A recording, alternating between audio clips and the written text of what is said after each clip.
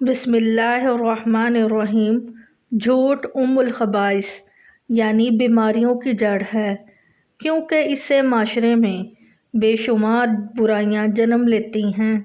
رسول اللہ صلی اللہ علیہ وآلہ وسلم فرماتے ہیں کہ سچ کو لازم کر لو، کیونکہ سچائی نیکی کی طرف لے جاتی ہے اور نیکی جنت کا راستہ دکھاتی ہے۔ نیک آدمی برابر سچ بولتا رہتا ہے اور سچ بولنے کی کوشش کرتا رہتا ہے، یہاں تک کہ وہ اللہ کے نزدیک صدیق لکھ دیا جاتا ہے۔ جھوٹ سے بچو، کیونکہ جھوٹ فجور کی طرف لے جاتا ہے اور فجور جہنم کا راستہ دکھاتا ہے۔ آدمی جھوٹ بولتا رہتا ہے، جھوٹ بولنے کی کوشش کرتا رہتا ہے، یہاں تک کہ اسے اللہ کے نزدیک کذاب لکھ دیا جاتا ہے۔ ایک فرمان نبی صلی اللہ علیہ وآلہ وسلم ہے کہ جو شخص جھوٹ بولنا چھوڑ دے تو میں اس کے لیے ایک مکان کا ضامن ہوں جو اس کے لیے جنت کے کنارے پر بنایا جائے گا۔ جس نے جھگڑا کرنا چھوڑ دیا اور وہ حق پر ہے، یعنی حق پر ہونے کے باوجود جھگڑا نہیں کرتا، اس کے لیے جنت کے وسط میں مکان بنا دیا جائے گا۔ اور جس نے اپنے اخلاق کو اچھا کیا اور اس کے لیے جنت کے اعلیٰ درجے میں مکان بنایا جائے گا۔ ناظرین، ارشاد نبوی صلی اللہ علیہ وآلہ وسلم ہے کہ جب بندہ جھوٹ بولتا ہے تو اس کی بدبو سے ایک فرشتہ 1 میل دور ہو جاتا ہے۔ مزید فرمایا کہ بڑی خیانت کی بات یہ ہے کہ تو اپنے بھائی سے کوئی بات کہے اور وہ تجھے اس میں سچا جان رہا ہے اور تو اس سے جھوٹ بول رہا ہے۔ آپ صلی اللہ علیہ وسلم کا فرمان علی ہے کہ مومن کی اتباع میں تمام خصلتیں ہو سکتی ہیں مگر خیانت اور جھوٹ نہیں، یعنی دونوں چیزیں ایمان کے خلاف ہیں۔ مومن کو ان سے دور رہنا ضروری ہے۔ ایک دفعہ رسول اللہ صلی اللہ علیہ وآلہ وسلم سے پوچھا گیا کہ مومن بزدل ہو سکتا ہے؟ فرمایا ہاں۔ پھر عرض کیا گیا مومن بخیل ہو سکتا ہے؟ فرمایا ہاں۔ پھر پوچھا مومن کذاب ہو سکتا ہے؟ فرمایا نہیں، لیکن اس کے باوجود 3 جگہ ایسی ہیں جہاں پر جھوٹ بولنا جائز ہے۔ نمبر 1، آدمی اپنی بیوی سے بات کرے تاکہ اس کو راضی کر لے، اپنی بیوی کو خوش کر سکے۔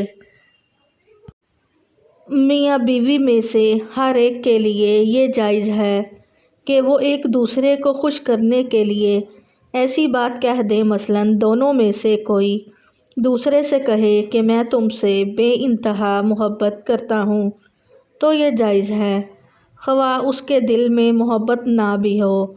نمبر 2، جنگ میں جھوٹ بولنا تاکہ دشمن کو پیچھا کیا جا سکے اور اسلامی لشکر کو کسی بڑے نقصان سے بچایا جا سکے۔ جنگ کے دوران اپنے مقابل کو دھوکہ دینا جائز ہے۔ اسی طرح جب ظالم ظلم کرنا چاہتا ہے، اس ظلم سے بچنے کے لیے بھی جھوٹ بولنا جائز ہے۔ نمبر 3، لوگوں کے درمیان صلح کرانے کے لیے جھوٹ بولنا جائز ہی نہیں بلکہ ضروری ہے، تاکہ 2 مسلمان بھائیوں کے دل میں نفرت کو محبت میں بدلا جا سکے۔ 2 لوگوں کے درمیان صلح کرانے کے لیے جھوٹ بولنا کہ اس کے سامنے یہ کہہ دے کہ وہ تمہیں اچھا جانتا ہے، تمہاری تعریف کرتا ہے یا اس نے تمہیں سلام کہلوا بھیجا ہے، اور دوسرے کے پاس بھی اسی قسم کی باتیں کریں تاکہ دونوں میں عداوت ختم ہو جائے اور صلح ہو جائے۔ رسول اللہ صلی اللہ علیہ وآلہ وسلم نے ایک بڑھیا سے فرمایا کہ بوڑھی عورتیں جنت میں نہیں جائیں گی۔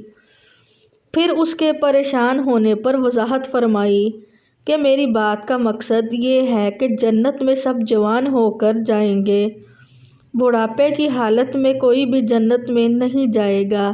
اسی طرح ایک موقع پر جب ایک سائل نے اونٹنی مانگی تو آپ صلی اللہ علیہ وآلہ وسلم نے فرمایا ہم آپ کو اونٹنی کا بچہ دیں گے۔ اس نے پریشان ہو کر پوچھا کہ حضور، اونٹنی کا بچہ میرے کس کام آئے گا؟ مجھے تو بڑا اونٹ چاہیے۔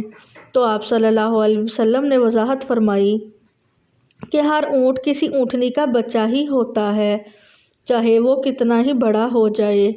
حضرت عبداللہ بن عامر رضی اللہ تعالیٰ عنہ سے روایت ہے کہ رسول اللہ صلی اللہ علیہ وآلہ وسلم ہمارے گھر میں تشریف فرما تھے کہ میری والدہ نے مجھے بلایا کہ میرے پاس آؤ، تمہیں کچھ دوں۔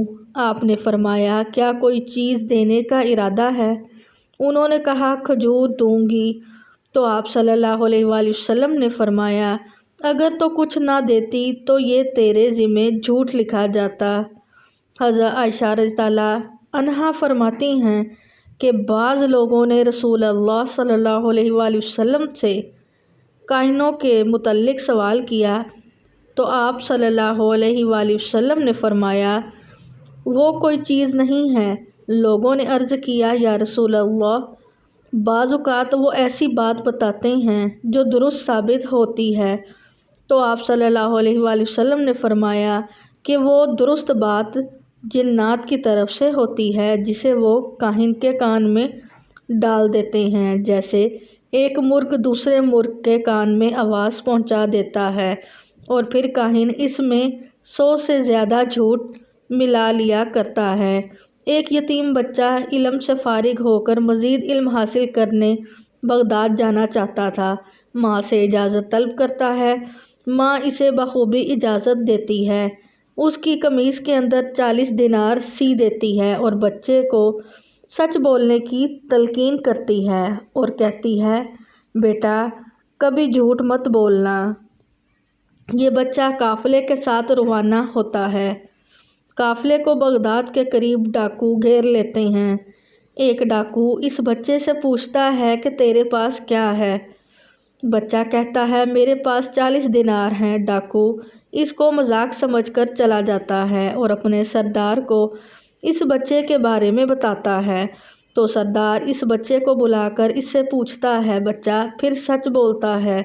اس کی قمیض جب چاک کرنے پر 40 دینار برآمد ہوتے ہیں تو سردار کہتا ہے اگر تو ہمیں نہ بتاتا تو ہم اس مال کو نہ پا سکتے، تو نے ایسا کیوں کیا؟ بچے نے کہا میری ماں نے مجھے نصیحت کی تھی کہ کبھی جھوٹ نہ بولنا۔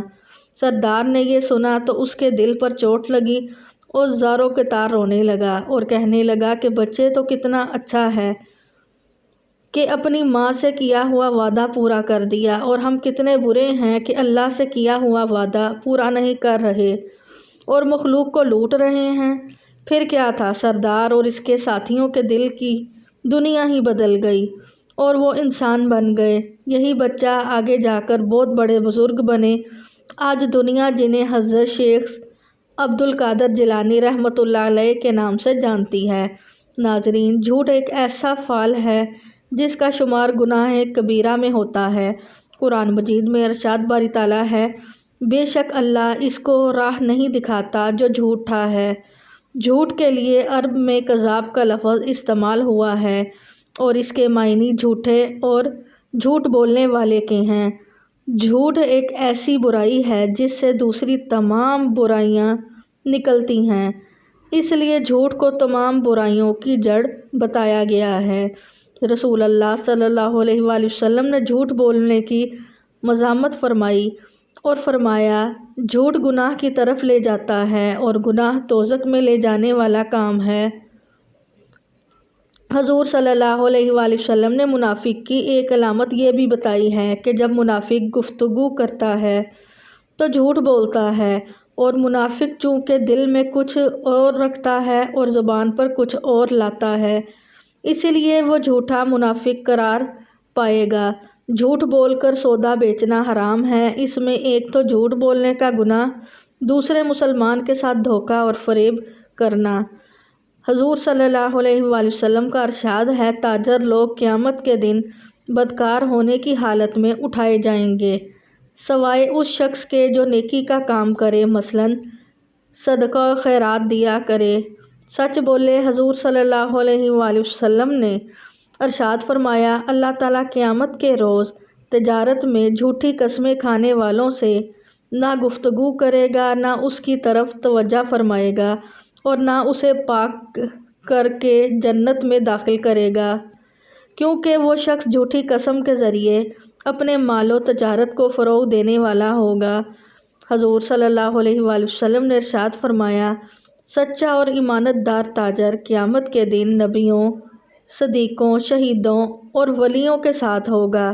ناظرین، اللہ تعالیٰ سے دعا ہے کہ اللہ تعالیٰ ہمیں ہر نیک کام کرنے کی توفیق عطا فرمائے اور ہر برے کام سے بچائے، آمین یا رب العالمین۔